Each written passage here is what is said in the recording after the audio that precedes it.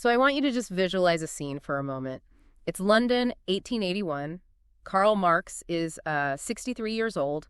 He's got this terrible bronchitis. His wife is dying. And the entire socialist world is basically waiting for volume 2 of Capital. Right. They want the formulas, the big economic takedown. Exactly. They want the final word on the British factory system. But if you could, walk into his study and look over his shoulder, you wouldn't see charts on surplus value. Yeah. You'd see him hunched over this book by an American anthropologist, just furiously scribbling notes about the Iroquois Confederacy. He's copying down details about clan mothers and indigenous voting rituals. It's such a striking image, isn't it? Yeah. The great theorist of the industrial proletariat, completely obsessed with a pre-industrial society. And that's what we're exploring today. This is a deep dive into the ethnological notebooks. And these are documents that were, effectively buried for almost 100 years. Fully published 89 years after he died, which is just wild to think about. It is. And the sources for this dive, they describe them as loaded weapons that shoot sparks in all directions. That description is perfect because these aren't polished essays, It's a lab. It's Marx thinking in real time. He's mixing English, German, French, even slang. Yeah. And it matters because it suggests that the Marxism we got in the 20th century, that state-heavy, bureaucratic version, it might have been based on a totally incomplete picture of what he actually wanted. That's the real hook, the big what if. If these notebooks hadn't been ignored, would history have looked different?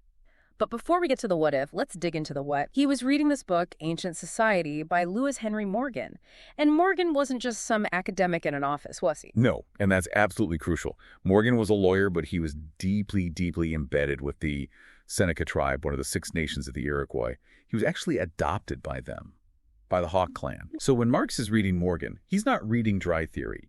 He's getting a direct account of a functioning, complex society that operated on principles that were just alien to Victorian Europe. And Marx is just eating this up. The notes are so granular, he's writing down the names of the eagle clan, like eagle drawing his nest or eagle flying over a limb.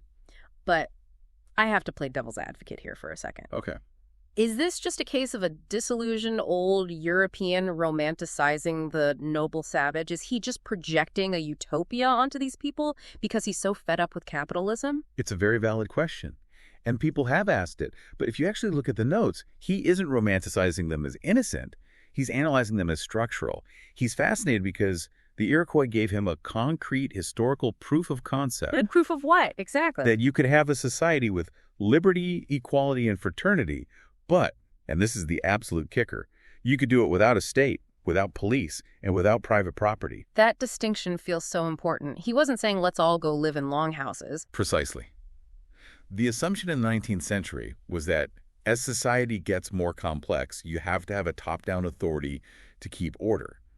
The state was seen as, the end point of civilization. Inevitable.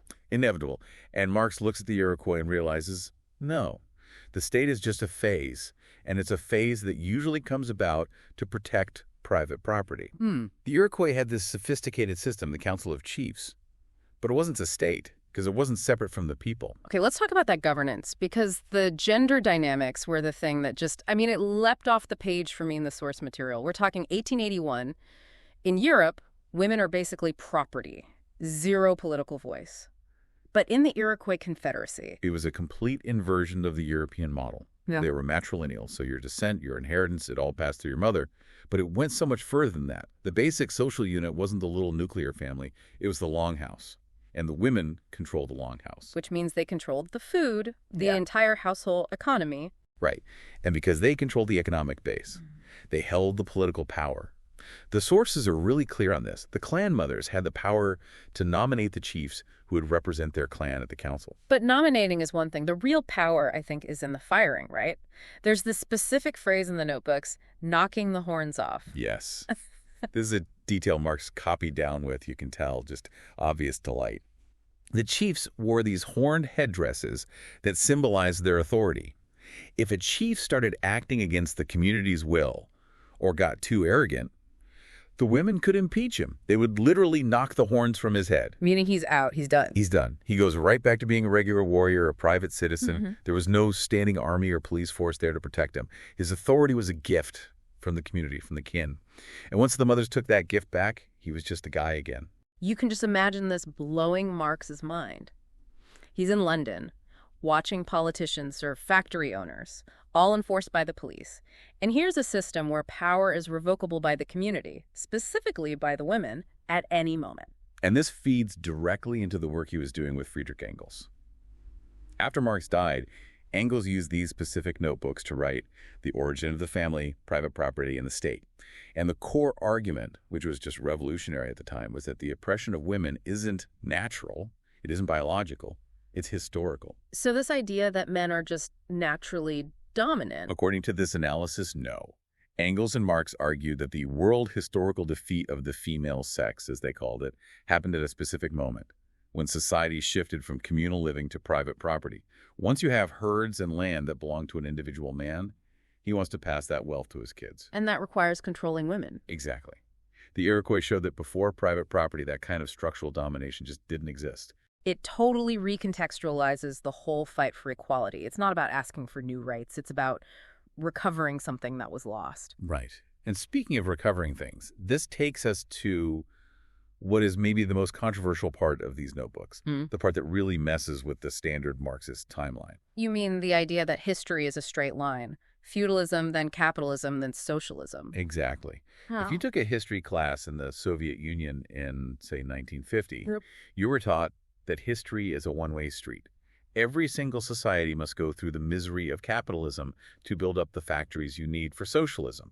It was treated like a law of physics. But the notebooks, and especially this letter he wrote to a woman named Vera Zasulich, they suggest Marx just stopped believing that. Who was Vera? Vera Zasulich was a Russian revolutionary. And in 1881, she writes to Marx with this desperate, urgent question. In Russia, you have these ancient peasant communes, the obshchina, where they hold land in common. But the modern Marxists in Russia are telling her, look, we have to destroy these communes. We need to let capitalism run wild, create a proletariat, and then we can have a revolution. So she asks Marx, is this true? Is our commune doomed? That's a heavy question. Do we have to destroy our own communities to save the world? And the sources say Marx really, really struggled with this. He agonized over it. We know from the archives he wrote 4 separate drafts of his reply. 4. This is not a man just rattling off some dogma. He's wrestling with his own theory. And in the drafts, you can see him just dismantling this idea of historical inevitability. So what was the final verdict? What did he tell her? He told her that the inevitability of capitalism was a process limited to Western Europe.